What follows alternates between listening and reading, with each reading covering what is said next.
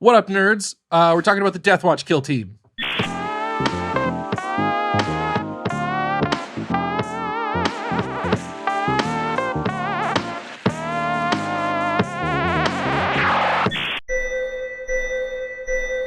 So yeah, the battle report has been filmed. It's been edited. It is ready to go. We can't wait to share it with you.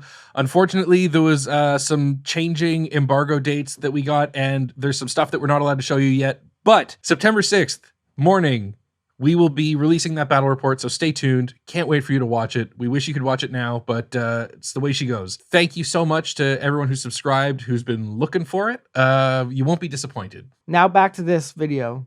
All right, so today is pre-order day for Kill Team Tomb World, and with that comes the Deathwatch Kill Team. Honestly, I wasn't really that excited about this Kill Team because the Deathwatch has never really done a lot for me. But then I got the rules, and they're amazing. They're my favorite Kill Team. Honestly, they're so much fun. Yeah, like without further ado, let's just get into it. So it's a 5 operative Kill Team, and there's 11 options to choose from. However, the box comes with 2 identical sprues of 5.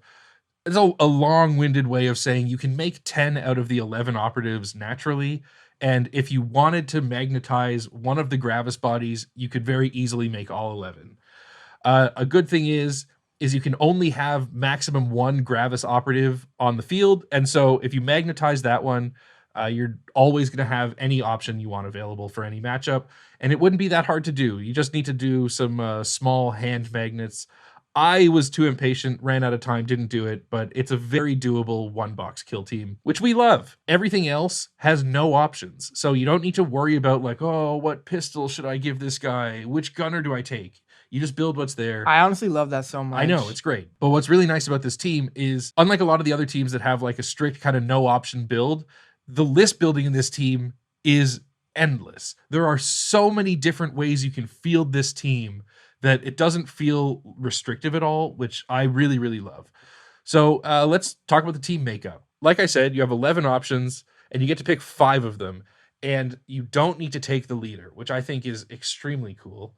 There's not even a leader. It's just your sergeant normally would be a leader, but on this team, your sergeant is just an operative that has leader-like abilities. Yeah, and a leader-like do they have the leader tag? That's a good question. They do have the leader tag, so technically, I suppose they are a leader. But anyway, you can take any 5 you want, maximum 1 Gravis. Honestly, I think a lot of the time I'd be tempted to take no Gravis option because like everyone is so good. And it's like, while this is a really exciting and excellent part of this team, it's also a little bit agonizing because every game you think, I have access to so many different extremely good operatives, and the decision fatigue of picking which ones to put on the field is actually pretty immense. Yeah. All right, so we'll go through all the operatives later, but first let's talk about the faction rules. So they have 2. The first one is called Veteran Astartes, which is similar to all the other Astartes faction rules. You can shoot twice and you can fight twice. What's interesting about this one is you can shoot twice with any of the weapons, not just bolt weapons. However, if it's not a bolt weapon, the second shot takes 2 AP. So it's kind of like the Eliminator from Angels of Death. If you're going to shoot twice with a plasma gun, you got to want it. Yeah. But I mean, it's pretty good. So I mean, if you're set up for it, exactly. It could be very good. It's nice to have the flexibility, you know. You can just turn your guy into a turret, and they're pretty capable turret. Yeah. Okay, so the second half of the Veteran Astartes rule is that whenever they counteract, they can do a second 1 AP action for free. This is obviously extremely good. They have Wrath of Vengeance for free. On everybody. Yeah. Yeah. So, charge and fight, shoot and close a door. I mean, I don't need to list every combination of actions, but think about how good 2 very capable Space Marine actions can be. And because it's a 5 operative team, you're almost guaranteed to get counteracts. In fact, if you're ever in a position where you're not getting a counteract, you've probably like already won the game. Yeah. They're so good. And then the second faction rule is special issue ammunition. So once per turning point, you can pick between a bunch of keywords to juice up one of your shots. So if you've got like a run at your opponent's leader or some linchpin operative that you really need to kill, you can give it blast, devastating, lethal 5, piercing 1, rending, saturate, or severe. Pretty gross. It's pretty gross, especially in the close quarters areas. Blast kind of gives you 2 keywords in one a lot of the time. There's some sneaky ways to use blast. Like you can use it to get around the bodyguard ploys. Yep. Because they don't work with blast or torrent. Well, now I can do it anyway. Yeah. It's pretty good. It's really, really good. And spoiler alert for when we talk about equipment later, there is a piece of equipment that lets you do it twice in a turning point, once per game. So that means, you're probably not getting a shot in turning point 1. So probably 4 shots per game that you can like really juice up with a kind of customized weapon profile. It's really great. And it kind of leans into the whole feel of this team, which is like anytime you need something to do a task extremely well, you have the tool to do it. And you know what? I like that these faction rules for a team that it seems like they're trying to make this team like a great new player team. Yeah. These are very simple faction rules and there's a lot of depth. It's not easy to play it correctly all the time, but it's not hard to understand. Yeah. And I really appreciate that. And also, like, we'll get to the stats of the operatives later, but like, they're all Space Marines and they all have 1 more wound than you'd probably expect looking at other Space Marines. And so, like, they're good at staying alive. And so, if you don't have someone in the best position and you end up like taking a couple shots, there's a pretty good chance you can stay alive through it. Like, they're built to last, even though you only have 5 of them. Okay, so let's do a rundown of all the operatives. The first one, the leader, even though it's a non-mandatory leader, is the Deathwatch Sergeant. Pretty much what you'd expect. 3 APL, movement 6, 3 up saves, and 15 wounds. He's got a pretty nasty power weapon and a plasma pistol, which is very good. The abilities are excellent. So you get an extra piece of equipment, which is always really, really good. Having 5 pieces of equipment is like is 25% better than most other teams.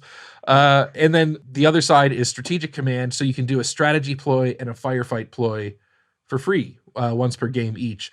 And the ploys for this team are extremely good. Mm-hmm. And so you'll definitely use those. The sergeant is like maybe one of the less exciting operatives on the team for me, because it's like kind of stats we've seen before, weapons we've seen before, but the free ploys and the free equipment make it extremely powerful. You know what I like about this team is that you can play it as like a spicy, weird tricks team if you want. Mm-hmm. But if you want to take just like the low mental load operatives and just play like a straight ahead game of Kill Team with only 5 guys, you can do that. Yeah. And I think that's going to appeal to a lot of people. Yeah. That appeals to me. And I like the tricky teams, but that's still like sometimes you just want to smash face with 5 like simple but strong guys. Yeah.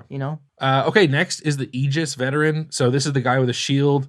It's exactly what you'd expect. He's, probably one that I'm going to leave on the bench for most matchups, but will be extremely powerful in the right setting. Can double block and 2 up save, double block, and reduces piercing. So definitely a tank that can take a lot of hits, but only as a bolt pistol. The power maul.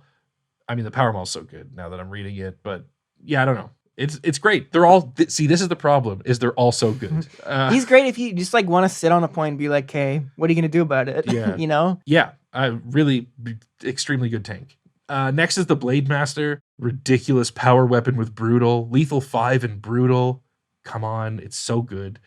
5 attack power weapon, no less. 5 attack power weapon.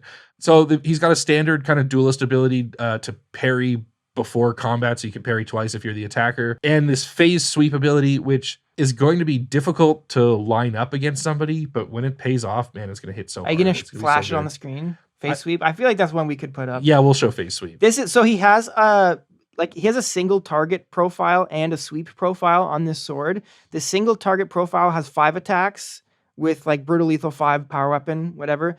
But the sweep attack is 4 attacks. Everything else is the same, but it has this phase sweep ability, which, like, against a horde team, in the right situation. Yeah. I can't even get my words out. It's so exciting. In the right situation, this could be absolutely nutty. It's one of these like combo setups that you dream about. It's not even really a combo.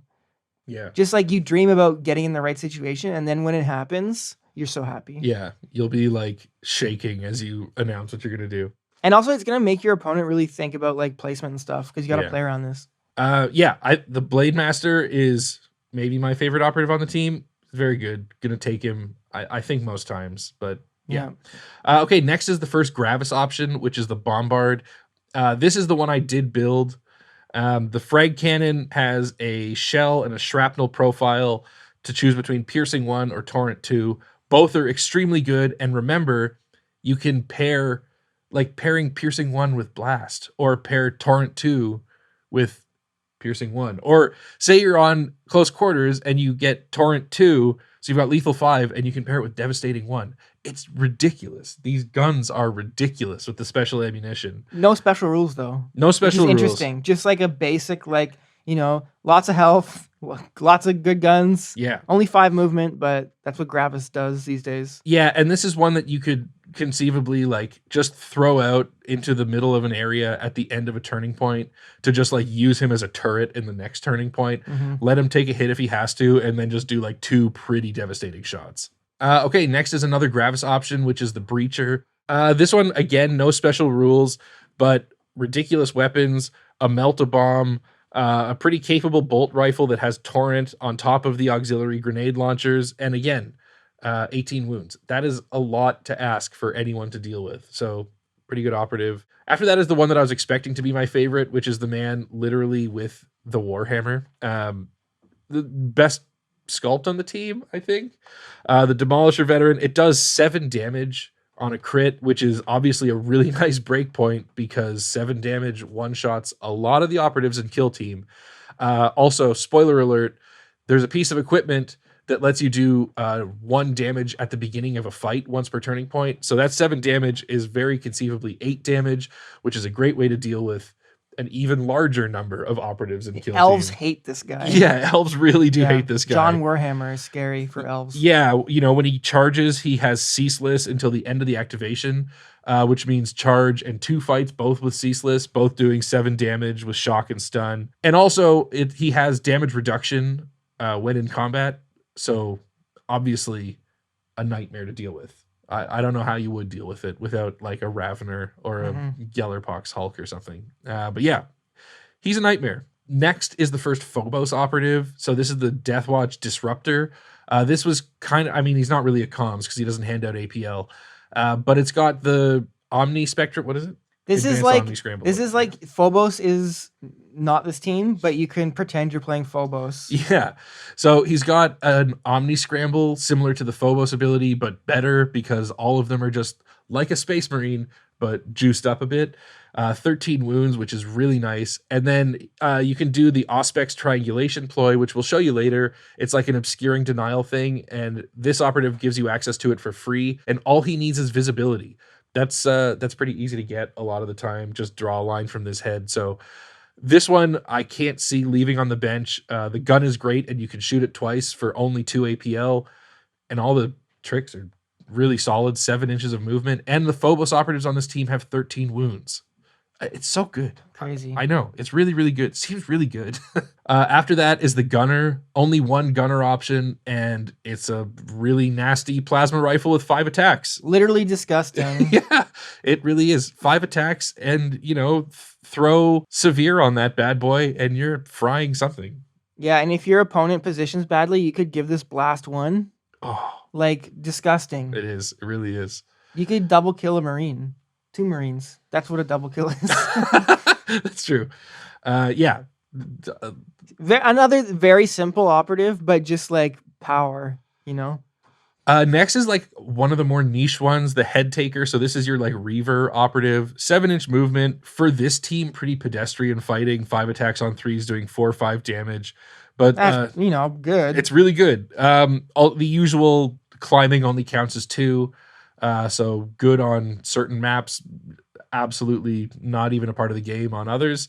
And then this Clandestine Head Taker ability, you can charge from Conceal, which is always extremely good. You also get access to a kind of classic double strike in combat ability if you start the charge out of line of sight of the person you're charging. Yeah, so if you take this guy and the other Phobos, it's almost like it's like Phobos on a stick. It's like half your team is the Phobos strike team. Yeah.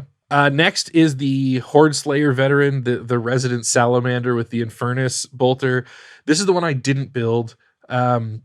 It's good, and I think if I didn't have the timeline of needing to film a battle report, I would have magnetized it, because there's definitely matchups where this would be an extremely good gun. But I just had to make a call, and I went with the one that was cooler, and I didn't want to paint a salamander. So yeah, but this is great. A flamer that's also a bolter. And then the final one is the marksman. Maybe the nastiest. Yeah, so this is similar to the Phobos marksman, except for it's not a Phobos stat line. So it's 6-inch movement, 15 wounds. It's got a similar track target ability to the Phobos. They call it something else here. So gross. So first of all, don't even read it. No one, you can't. So first of all, you can guard on any kill zone. Amazing. And if you're on close quarters, you can guard, shoot, and then go back on guard. It's disgusting. It really is disgusting. So you're doing a guard attack with a weapon that's 4 attacks hitting on 2s, with piercing crits, lethal 5, 3/5 damage, with the ability to make it better. I keep saying that, but it's like every single one of these guns, you think like, oh man, that could be even better. Like once a turn when you really need it, it's going to be even better. Give it Dev 1. You give it whatever. Blast. You give it like whatever you need. Yeah, whatever you need. You got it. That's like the... you're playing against Raveners, you give it Saturate. Disgusting, yeah, dude. Totally. Disgusting. Well, actually, you can get Saturate... Oh, I just hit the mic. You can get Saturate through the ploy that the Disruptor gives you for free.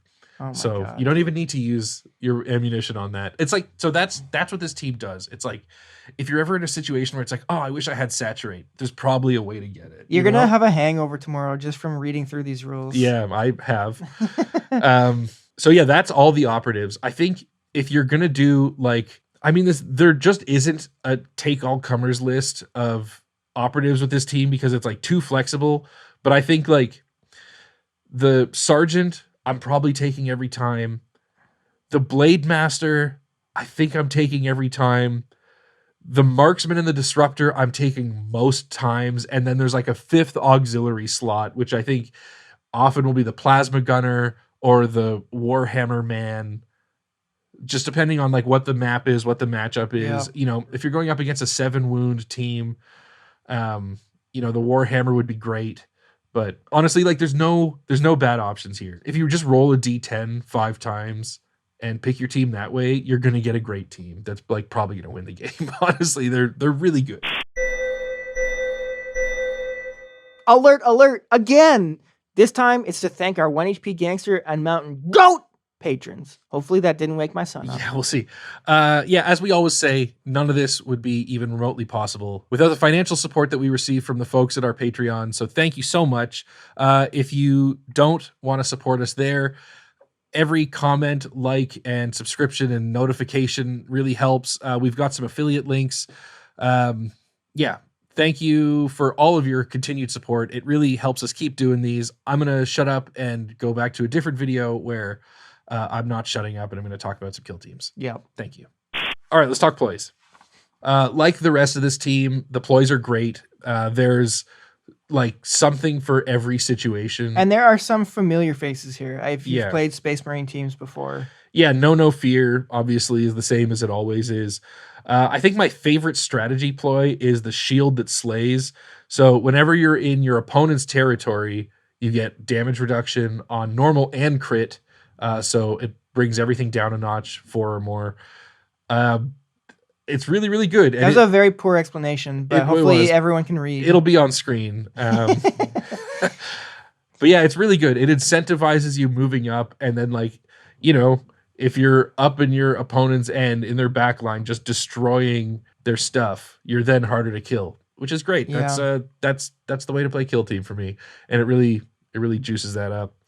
The firefight ploys similarly are really good. There's one that can give you relentless if you're attacking anything that isn't Chaos or Imperium, so like leaning into the Xenos Hunter thing. Advanced Auspex Scan is a great ploy to get rid of obscuring and give you saturate. This is the one that the Disruptor can give you for free, which kind of makes him extremely valuable because you can stand in a smoke and use this ploy and shoot something out of it, which is a bit nuts. And then Auspicator tracking, I think, is kind of the highlight firefight ploy for me. It's such good synergy with their double counteract. So you can change your order. So you can like run up somewhere, be safe and conceal. Then it's your time to counteract, flip to engage, and just end something. Great. I love when a ploy synergizes so well with the faction rule. It kind of gives you a roadmap of how you should play this team, I think. Do we have to read the equipment? Because this team is already so good, but this might be the most disgusting set of equipment. I mean, we just saw Raveners come out, and their equipment's pretty good, but this might be better. So keep in mind the Sergeant gives you an extra piece of equipment. So in my mind, you're taking all 4 of these every time, and then just using your 5th one for like if you need ladders or if you need smokes or something. But like, okay, so we'll just do the Coles notes. Ammunition reserve. This gives you access to your special ammunition twice in one turning point. Usually you can only use it once. So it's once per battle though. Yeah, once per battle. One turning point per battle, you can do 2 very good shots. You wonder why we don't write rules. We just read them incorrectly. Then digital weapons. This lets you just do 1 damage immediately when you start a fight. That's, I mean, I don't need to tell you why. Yeah, they got a page out of Lucia Vane's book. Yeah, totally. Yeah. I could definitely see like charging into something big and scary that has 1 wound left and just like, oh yeah, don't even roll dice. You're dead. Once per turn, you're dead. There's something that lets you do a mission action for 1 less AP once per turn. I think this is pretty essential for a 5 operative team. You know, you just have less APL to play with than most other teams. And so any way to boost that economy up is important. This gives you a ton of access to it. You can also do a mission action while in control range of an enemy. You have to do a bit of a roll off and there's some risk there, but in a pinch, you'll use it and it'll be a game changer. Or you use it near the end of the game where the risk is basically 0. Yeah. And then the last one, which I think is the best, Sanctus V, Sanctus 5, Bioscryer cuffs. Every single activation you can heal. It's not once per turning point for 1 operative. It's once during each friendly operative's activation, before or after it performs an action. If it's not within control range of an enemy, you can use this rule. So you can heal D3 wounds. Amazing. You can remove any changes to your APL stat, so you're never going to be stunned. And you can remove one of the following tokens that you might have. So it's not neutron. It's one of the 3. Well, yeah, these are the options. Yeah. You can remove a neutron fragment, poison, or terror chem. It doesn't work on the Sanctifier's Blaze tokens, which is annoying because I hate those ones the most. But it's really, really good. It's really, really good. You're going to use the heal a lot because you have 5 operatives. And so they're going to do something crazy and then they are going to get hit. But then they're going to heal. They're going to heal. Yeah. they're going to heal. They're going to have damage reduction up. They're going to be counteracting twice on their way to the grave. Like, they're nasty. They're really, really difficult to play against. I wouldn't know because I haven't played against them, but they're really, really fun to play as, and I can guarantee that. So that's the team, basically. That's the team. So, like, some overarching thoughts. There's a reason that outside of the game Kill Team, this squad of Deathwatch is called a kill team. It is like the perfect encapsulation of kill team for me. It's like really, really hyper-focused specialists that are so good at the task that they're supposed to be accomplishing. I am a bit concerned about power level, but... You think they'll be high? I think they might be on the high side, but that aside, I think design-wise, they knocked this team out of the park. 100% agree, I think this is the new... I'm getting into Kill Team. What team should I buy team? Yeah. This is the new entry level. Like, it's a bit more complicated than Intercession, but honestly, not really even. No, it's not. It's almost like a side grade in complexity from Intercession because you can pick all the simple operatives if you want to. And I think this is going to be an extremely popular team. Yeah. It has a low operative count. It has a lot of, interesting list building choices. But the mental load is relatively low compared to a lot of other teams. And I think they're simple to learn, but difficult to master. Yeah. Which is like the exact kind of kill team you want to be playing. They have very few anti-fun rules that are going to like ruin your opponent's ability to use their team and use their fun rules. I think I will have fun playing against this team. I think I might even have fun playing as this team if I end up picking it up for myself, because I'm kind of jealous that you got this half. Yeah, they're really good. This team looks like so much fun, and I'm very happy that this team exists in the game, because I think it'll, like, this is one of those teams that's just gonna help the game grow. Yeah. And like it's good for the health of Kill Team. Absolutely Yeah. agree. Do you have any weird notes about the build process? Like, how was the sprue? The sprue's great. Honestly, everything went together really nicely. Honestly, No complaints. no complaints at all. All right, Deathwatch Kill Team, like 10 out of 10. 10 out of 10. Love it. Yeah. So as we mentioned earlier, there will be a battle report coming out exactly 1 week from the minute that we publish this. I can't wait for y'all to see it. It was a great, great game. I think we really got to show off a lot of the ridiculous stuff that this team can do. And they're going to be on the channel a lot because I really like playing them, and they have like sparked some Kill Team joy. So yeah, love Deathwatch. Keep teams like this coming, please. Games Workshop, we love them. We've got a breakdown of the other team and of the box in general. And so if you're interested in that, check it out. And if you're not, just subscribe and buy a skirmish mat. Check out our other videos. We're going to talk about the Necron team, and we're going to talk about the box as a whole, the terrain and all that. And then check back here, like Victor said, a week from today, if you're watching this on the day it came out, and then you can see some other interesting stuff that's coming. All right, see you soon. Bye.